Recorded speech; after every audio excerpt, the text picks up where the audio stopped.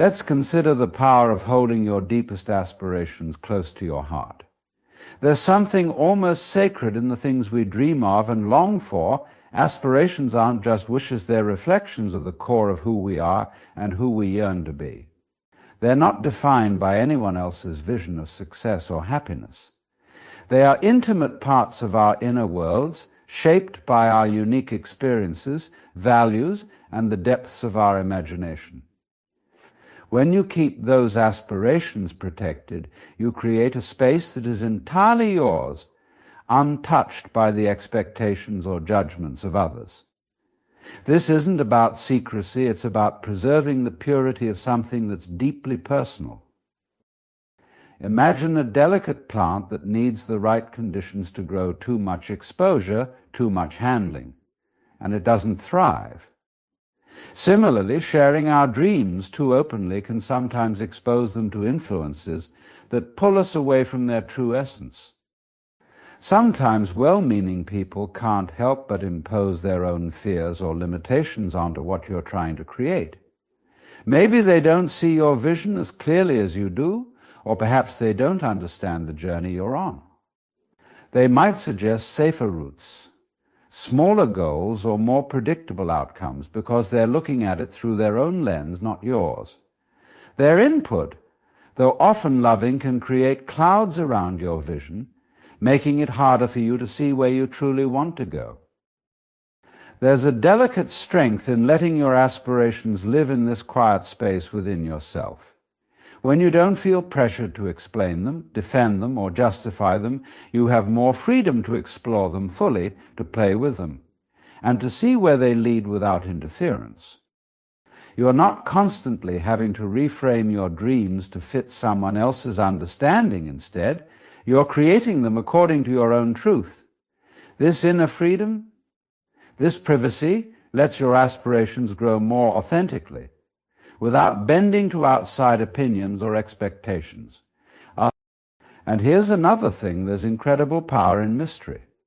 When you keep a dream or goal private, it has room to develop and evolve without the weight of outside scrutiny. You can experiment, make mistakes, and grow in ways that might not make sense to others, but are perfectly right for you. By giving yourself this space, you're less likely to be swayed or discouraged by outside opinions, because the dream belongs to you, and only you fully understand its purpose and importance. It's like nurturing a hidden spark. You tend to it carefully, knowing that in time it will become a fire all its own, bright enough to stand on its own without anyone else's validation. By keeping your aspirations close, you're also choosing where to invest your energy. Sometimes the act of explaining your dreams or defending them to others can drain you. This energy is better spent fueling the journey itself, taking steps, learning, adjusting, and growing. Imagine carrying a precious treasure. You wouldn't stop every few steps to show it off. You'd keep moving, focused on the journey itself, knowing that you're headed somewhere significant. By holding back from sharing, you keep your energy intact, fully available for the road ahead. And perhaps most importantly, by holding your aspirations close, you give yourself the gift of adaptability. If you share a dream too early, it can start to feel set in stone, almost as though you're locked into that version of it. But when it's just between you and yourself, it can shift and change. You are free to adjust it as you learn more about yourself, as you encounter new experiences, as you discover new possibilities. This flexibility is essential because life is constantly evolving, and so are we. What felt right at one point may need adjustment as we grow and change, and by keeping your aspirations close, you allow them to be living, breathing things rather than fixed destinations. In this way, your aspirations become a source of strength, a quiet but powerful force that guides you forward. They're like a compass, one that points you toward your true north. And every time you make a choice that honors that inner direction, that supports that quiet dream, you're reinforcing a foundation of trust within yourself. You're saying, I trust myself to know what's right for me.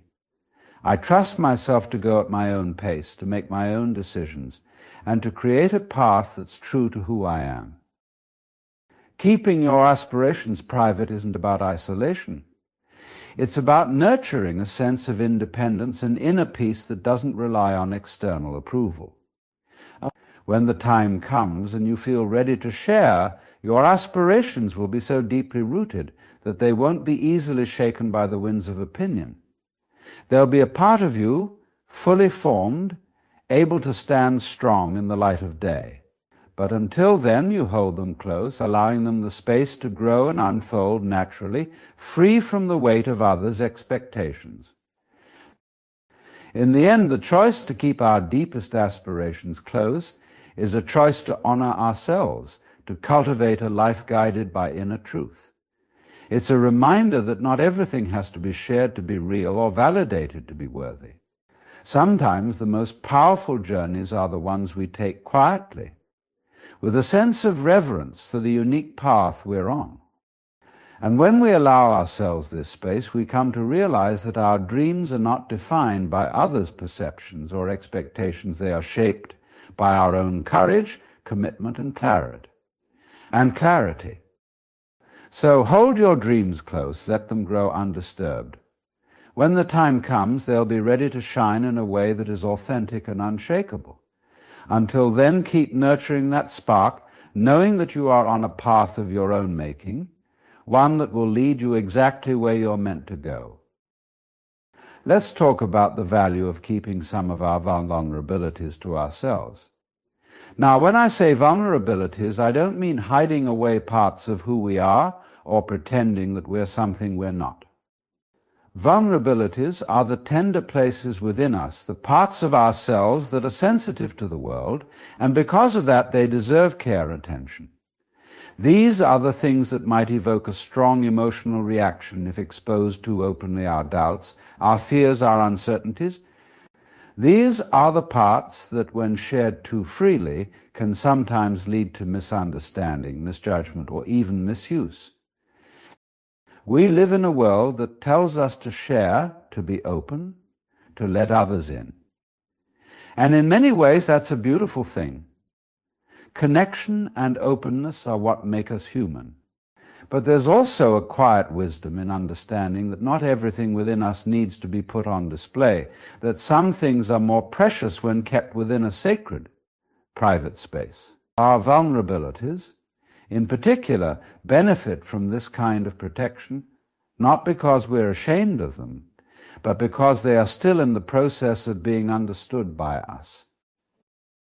You see, there's a period in which our vulnerabilities need to mature, in which we need to fully understand them before we can reveal them to the world in a way that's constructive, rather than exposing them in a way that leaves us feeling shaken or uncertain.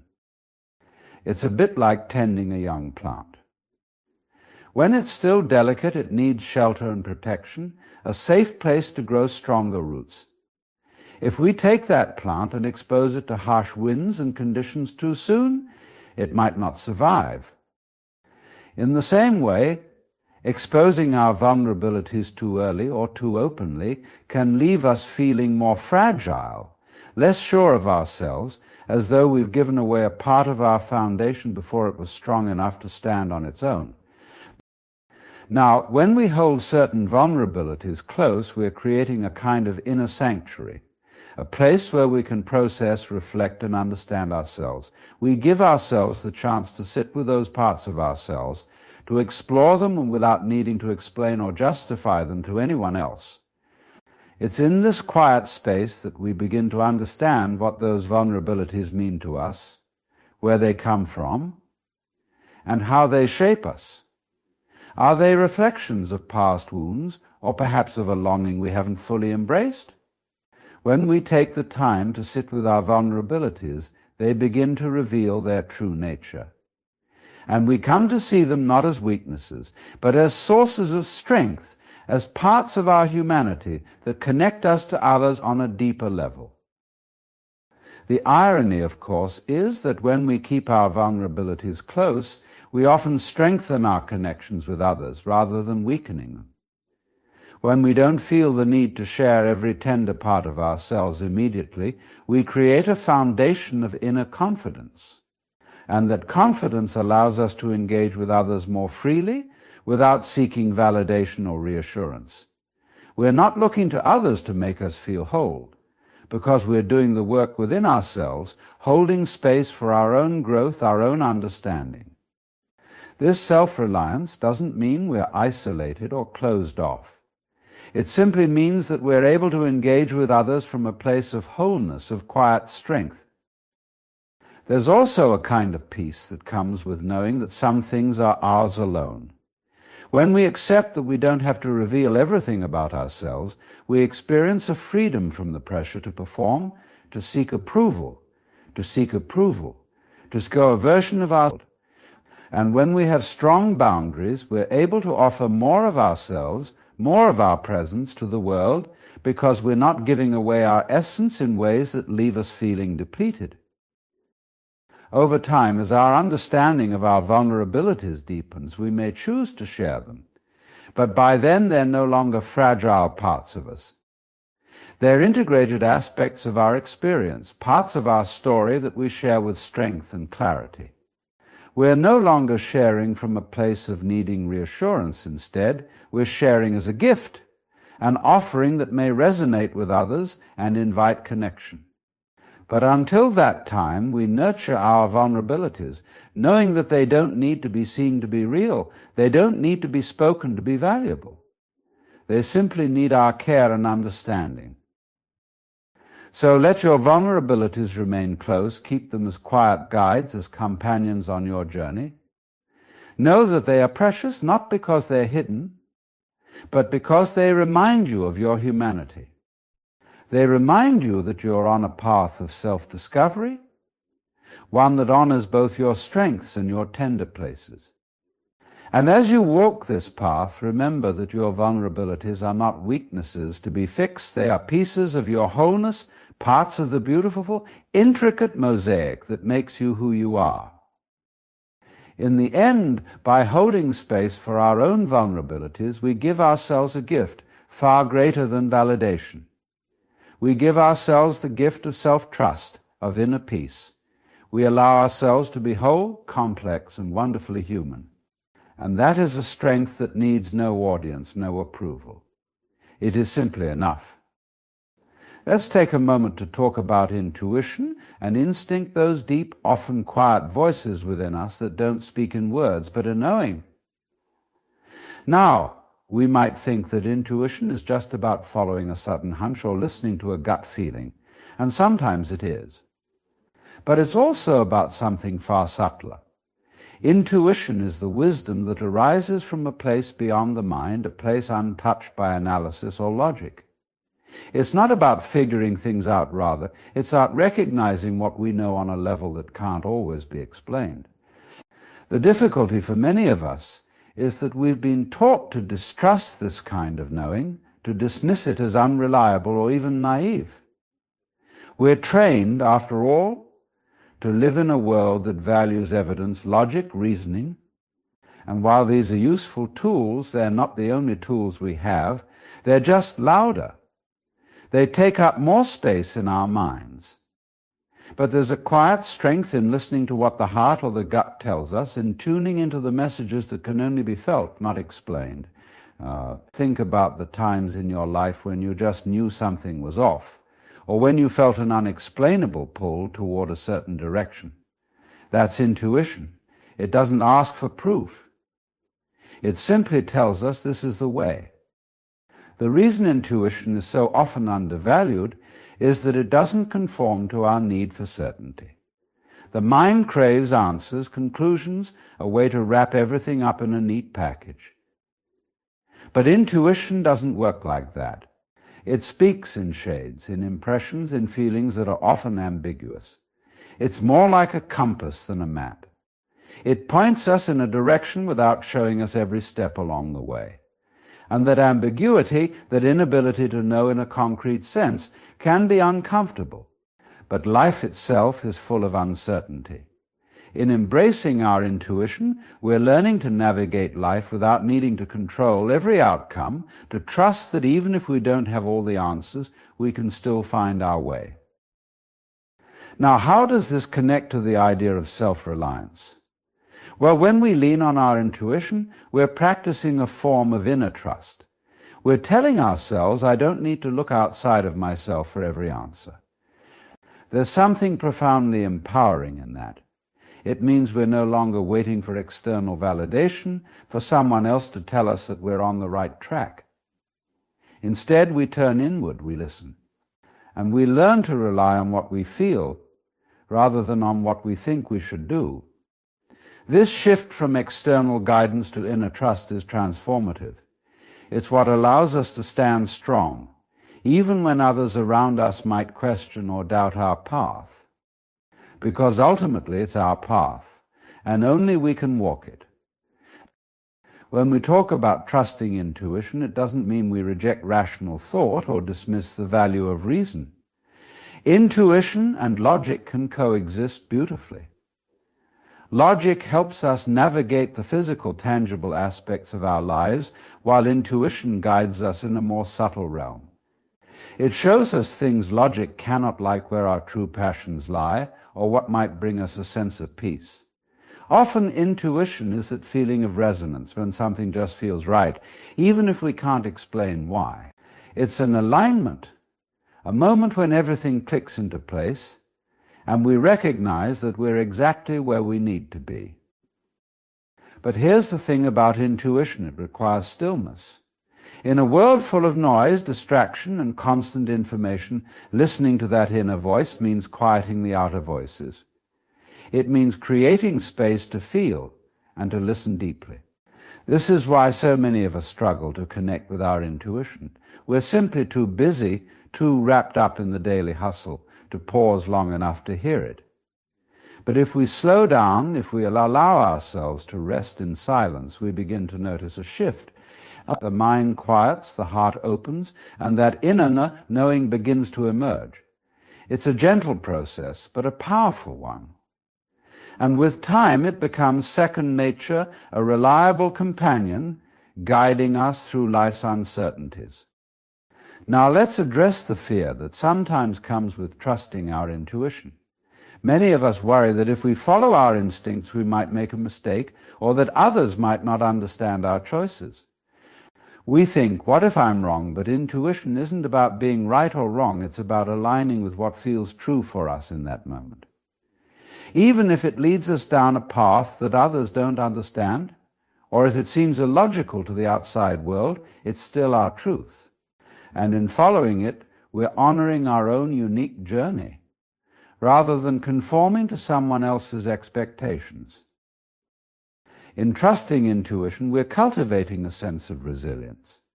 We learn that we can face challenges without needing to know every answer in advance, that we can embrace the unknown without fear. And in this trust, we find freedom. We're no longer bound by the need for approval or certainty. We move forward with a quiet confidence, knowing that even if we don't have a map, we have a compass. And that compass, that inner guidance, will never lead us astray. So as we go through life, let's learn to honor this part of ourselves. Let's give ourselves permission to feel, to trust, and to follow what resonates with us on a deeper level. Let's remember that we carry within us a wisdom that transcends words, one that doesn't need validation or proof. This is a wisdom that is uniquely ours, a quiet knowing that is always there, ready to guide us. And in honoring it, we honor the truest part of who we are. In the end, intuition is a gift. It's a reminder that we are not just thinking beings, but feeling beings too. We are whole, complex, capable of logic and mystery alike. So let's walk this path with our eyes open, our hearts attuned, and our intuition as our guide. And remember, sometimes the greatest strength lies not in knowing every step, but in trusting the next one. When we think about resilience, what often comes to mind is an image of stoic toughness and unyielding strength that can weather any storm without bending or breaking. But true resilience isn't about being rigid, it's about being adaptable. It's the quality that allows us to bend with the wind, to shift and move with the challenges that life inevitably brings our way. To cultivate resilience, we have to recognize that life is dynamic. Everything around us is in constant motion, and nothing stays the same for very long. When we try to hold on tightly to things, to cling to the past, or to resist change, we're only fighting against the natural flow of life. And that resistance becomes exhausting. It drains our energy and leaves us feeling stuck and frustrated. Real resilience, however, is like water. Water flows around obstacles, changes its shape to fit its container, and is unafraid to transform itself in response to whatever lies in its path. So resilience is not a matter of toughing it out or forcing ourselves through pain. It's about developing the flexibility to respond to life in a way that allows us to remain balanced and connected to ourselves, no matter what is happening around us. This kind of resilience requires a level of trust that whatever comes our way is ultimately serving our growth, even if it's difficult to see that in the moment. And the way we build this resilience is through an acceptance of uncertainty. Now, I know that's not always easy as humans. We have a natural desire to seek control, to create stability and predictability in our lives. But here's the truth: the more we try to control everything, the less resilient we actually become. Because life, in its essence, is uncontrollable. It's unpredictable.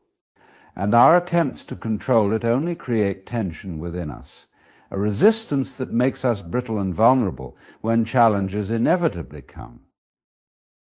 Imagine you're standing in the middle of a river and the water is flowing around you. If you try to stand perfectly still and resist the current, you'll find yourself struggling, even getting knocked over. But if you allow yourself to move with the flow, you find balance. This is the heart of resilience, learning to flow with life rather than against it. In this way, resilience becomes less about enduring and more about embracing.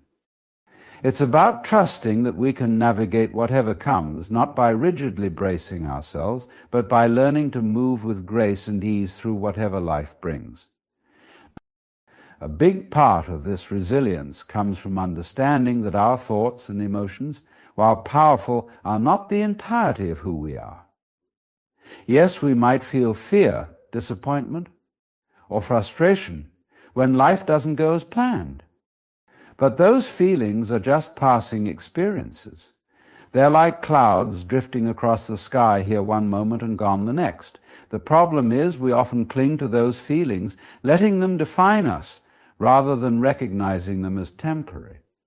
We get swept up in our thoughts, allowing them to pull us in all directions instead of seeing them as waves on the surface of the ocean, while our true nature lies in the still, deep waters beneath. When we recognize that we are not our thoughts or our emotions, we begin to cultivate a deeper sense of inner peace. We no longer feel the need to react to every little thing that happens. We become less attached to outcomes and more present to what's happening here and now. This presence, this groundedness, is the foundation of resilience. It's what allows us to stay calm and centered, even in the face of uncertainty or difficulty. In cultivating resilience, it's also helpful to develop a sense of perspective. Sometimes, when we're faced with challenges, it can feel like the whole world is crashing down around us. But if we step back, even for a moment, we often find that the situation isn't as overwhelming as it seems. It's just one chapter in the story of our lives, not the whole story. This perspective allows us to approach life with a sense of curiosity rather than fear. Instead of asking, why is this happening to me? We begin to ask, what can I learn from this? How can I grow through this experience? Resilience, in this way, becomes a process of transformation. It's not about avoiding pain or difficulty. It's about using those experiences as opportunities for growth. Just as fire refines gold, the challenges we face refine us stripping away the layers of fear, doubt, and insecurity to reveal the strength and wisdom within us. And the beauty of resilience is that each time we overcome a challenge, we grow stronger, more capable, and more compassionate. We learn to face life with an open heart, knowing that no matter what happens, we have the inner resources to handle it. And so as we move through life, we don't need to brace ourselves against the world or harden our hearts to avoid pain. Instead, we can cultivate resilience by remaining open, by embracing change, by trusting in our ability to navigate the unknown. This is the true strength of resilience. It doesn't come from fighting against life, but from flowing with it, from finding peace within ourselves, no matter what storms may come. So, remember, this resilience is not about avoiding the storms, it's about learning to dance in the rain. When we cultivate resilience, we find a strength within us that is unshakable, a calm that no storm can disturb. And in that calm, we find the freedom to live fully, to embrace life in all its beauty and mystery, without fear.